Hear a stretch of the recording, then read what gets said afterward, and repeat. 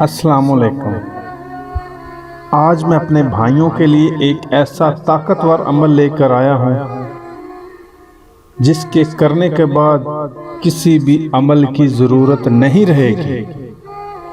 इस वीडियो में एक ऐसी तिलिस्मी अंगूठी हासिल करने का अमल बताने लगा हूँ जो बंदा इस अमल में कामयाबी पा लेगा वो वक्त का बादशाह होगा।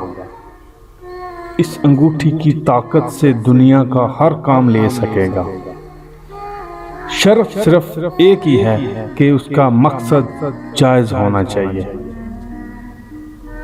अमल बताने से पहले आप लोगों का शुक्रिया अदा करता हूं कि आपने मेरा चैनल वजीफा लाइव टीवी को सब्सक्राइब किया हुआ है, और जो लोग पहली बार मेरी वीडियो को देख रहे हैं वो जल्दी से मेरा चैनल सब्सक्राइब कर लें ताकि आने वाली इसी तरह की वीडियोस मिलती रहें।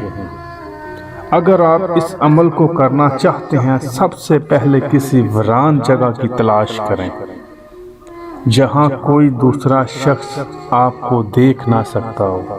इस अमल को इजाज़त के बगैर हरगिज़ शुरू ना करें, वरना खतरा अजीम है।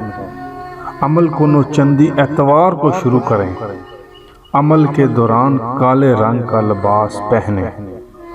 इस अमल को दोपहर 12 बजे धूप में खड़े होकर सूरह जिन की पहली 3 आयत को 25 मिनट तक पढ़ें। पढ़ाई मुकम्मल होने के बाद उसी वक्त घर वापस आ जाएं। रास्ते में आते जाते किसी भी शख्स से बातचीत ना करें। इसी तरह ये अमल 40 दिन तक जारी रखें। अमल के आखिरी दिन एक जिन हाजिर होगा। आपको डरने की ज़रूरत नहीं, वो आपको कोई नुकसान नहीं पहुंचाएगा।